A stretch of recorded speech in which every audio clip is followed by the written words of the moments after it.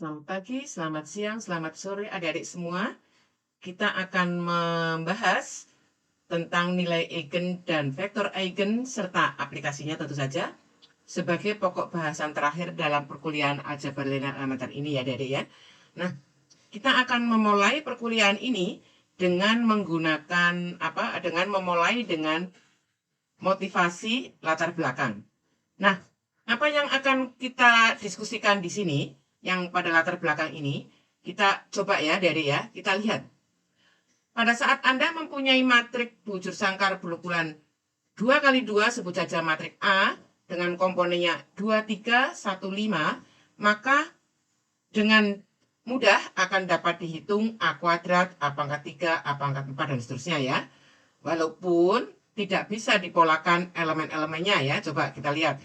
Kalau A kuadratnya itu A kali A menghasilkan 7, 21, 7, 28. Sementara A pangkat 3 menghasilkan matrik baru yang komponennya 3, 5, 1, 2, 6 dan 4, 2, 1, 6, 1. A pangkat 3 kalau Anda hitung itu akan memperoleh komponennya adalah 198, 735, 245, 931. Nampak bahwa komponen-komponen matrik A pangkat N ini tidak dapat dipolakan ya Dede. Hal yang sama untuk matrik dengan ukuran yang lebih tinggi. Katakanlah saat matrik A-nya berukuran 3 kali 3, A-nya itu 1, 2, 3, 5, 1, 2, 6, 2, 3, maka dapat dihitung A kuadrat, A pangkat 3, A pangkat 4, dan seterusnya. Namun, kita akan kesulitan melihat pola dari komponen-komponen dari matrik A pangkat N tersebut. Hal ini akan sangat berbeda jika matriknya adalah matrik diagonal D bertipe K kali K sekalipun. Elemen-elemen diagonalnya D pangkat N-nya itu akan dapat dipolakan. Yaitu kalau Anda mempunyai matrik A, ini matrik diagonal dengan komponen-komponen diagonalnya D1, D2, D3 sampai DK, maka dengan mudah akan dapat ditunjukkan bahwa D pangkat N akan dapat dipolakan elemen-elemennya.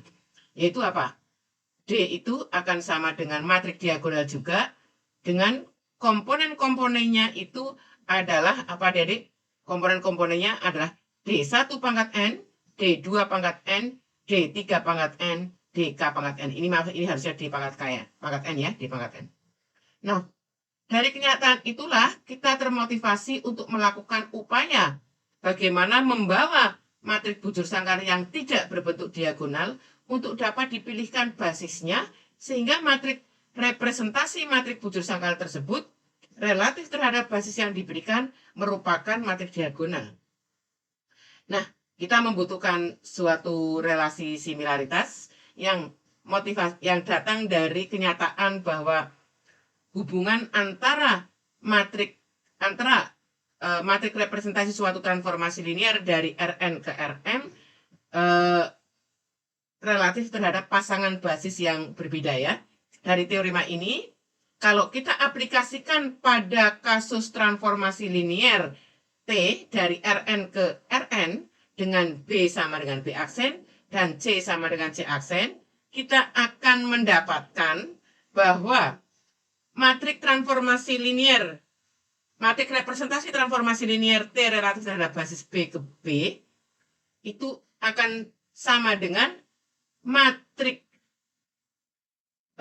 transisi BC inverse MCCT MCBI ya, begitu ya Adik ya. Nah, selanjutnya kita sudah tahu bahwa matrik transisi dari basis B ke C dan matrik transisi dari C ke B itu saling inverse. Kalau kita sebut bahwa MBCI itu adalah P, maka matrik representasi T relatif dari basis B ke B akan sama dengan P inverse matrik representasi T dari basis C ke C dikalikan dengan P. Dengan P merupakan matrik invertible. Mengapa? Karena merupakan matrik transisi, matrik perubahan basis. Begitu ya, Dede ya. Nah, dari persamaan satu ini akan didefinisikan relasi similaritas matrik-matrik. bujur sangkar berukuran N kali N. Kalau Anda mempunyai dua buah matrik bujur sangkar AB bertipe N kali N, maka kedua matrik itu dikatakan berelasi similar jika terdapat matrik invertible P yang memenuhi apa? A sama dengan P inverse BP. Selanjutnya, dua matrik bujur sangkar A dan B bertipe N kali N yang saling similar, kita notasikan dengan A similar dengan B, A tilde B ya. Dapat ditunjukkan nanti adik-adik silakan coba ya, bahwa relasi similar itu pada himpunan matrik bujur sangkar itu merupakan relasi ekuivalensi ya. Nah, ini ada beberapa catatan adik-adik. Dari definisi tersebut dapat ditarik kesimpulan apa adik-adik? Bahwa matrik representasi suatu transformasi linear T dari Rn ke Rn terhadap dua basis yang berbeda bermakna bahwa matrik representasinya saling similar. Begitu juga sebaliknya adik-adik. Kalau kita mempunyai dua buah matrik A dan B bertipe N kali N itu similar, itu akan bermakna bahwa kedua matrik tersebut merupakan matrik representasi dari suatu transformasi linear yang sama, namun relatif terhadap basis yang berbeda. Dalam konteks penyederhanaan bentuk matrik, jika kita mempunyai suatu matrik bujur sangkar A, maka pertanyaannya adalah apa, Dedek? Apakah kita dapat mencari matrik diagonal D sehingga A similar dengan D? Yakni apakah ada matrik invertible P sehingga A sama dengan P inverse DP dengan D matrik diagonal. Proses menentukan matrik D yang memenuhi A sama dengan P inverse DP tersebut disebut proses diagonalisasi. Salah satu alat untuk proses diagonalisasi adalah konsep nilai eigen dan vektor eigen yang akan dibahas dalam subpokok bahasan berikut. Namun, sebelum kita masuk ke pokok bahasan konsep nilai eigen dan vektor eigen tersebut, akan dibahas dahulu salah satu kegunaan dari diagonalisasi tersebut dalam sistem persamaan diferensial elementer. Agar apa adik-adik? Agar adik-adik lebih termotivasi. Karena adik-adik akan melihat hubungan antara konsep di dalam aljabar linear elementer ini, yaitu konsep diagonalisasi itu, dengan sistem persamaan diferensial elementer ya, begitu ya adik-adik ya.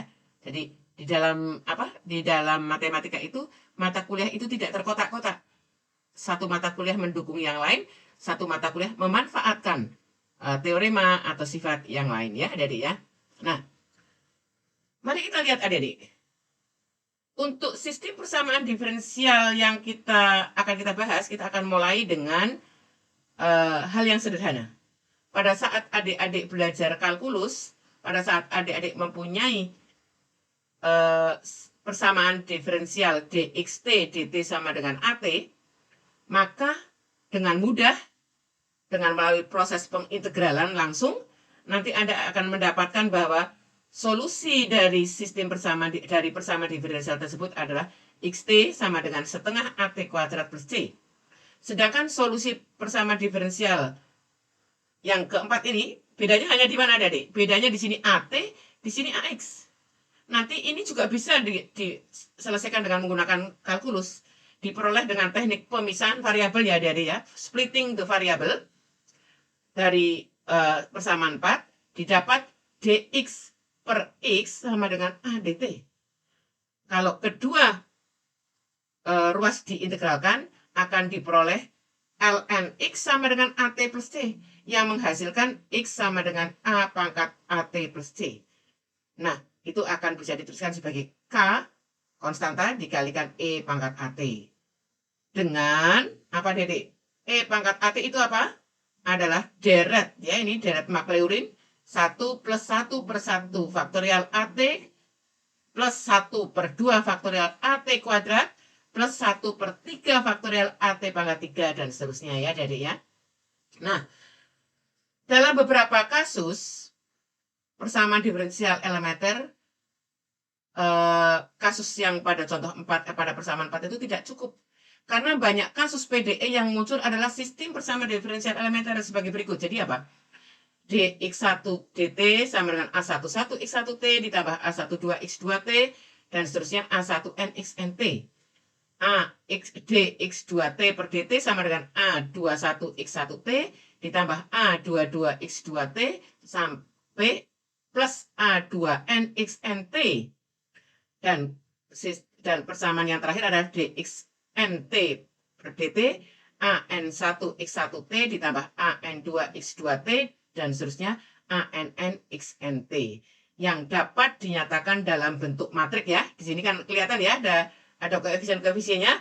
Ini kalau kita nyatakan dalam bentuk vektor turunan, maka vektor turunan dx1 dt, dx2 dt sampai dxn dt akan dapat dinyatakan sebagai perkalian matrik koefisien tadi dikalikan dengan vektor fungsi x1t, x2t, xnt.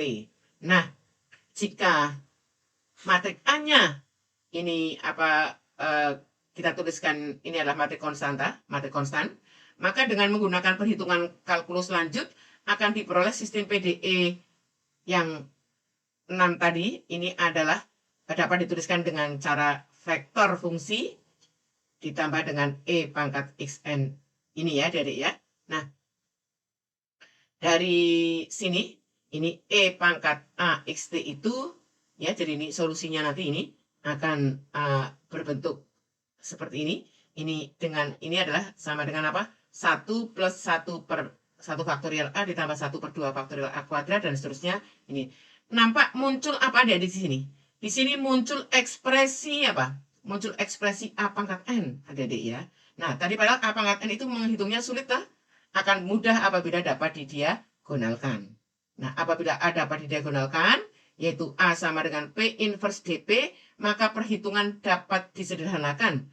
Jadi E pangkat A-nya itu akan sama dengan P inverse P ditambah 1 per 1 faktorial P inverse dP ditambah 1 per 2 faktorial P inverse D kuadrat P ditambah 1 per 3 faktorial P inverse D pangkat 3P dan seterusnya.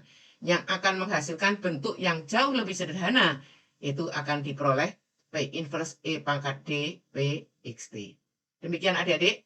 Jadi pada lain pihak D itu sama dengan, kalau D-nya matrik diagonal, maka akan diperoleh E pangkat D itu sama dengan matrik diagonal juga dengan komponen-komponennya E pangkat D1, E pangkat D2, E pangkat Dn ya. Yang juga merupakan matrik diagonal. Demikian adik-adik, kita kita lihat tadi bagaimana kita itu mendiskusikan ya tentang apa adik-adik? Tentang proses diagonalisasi yang akan bermanfaat untuk ini ya.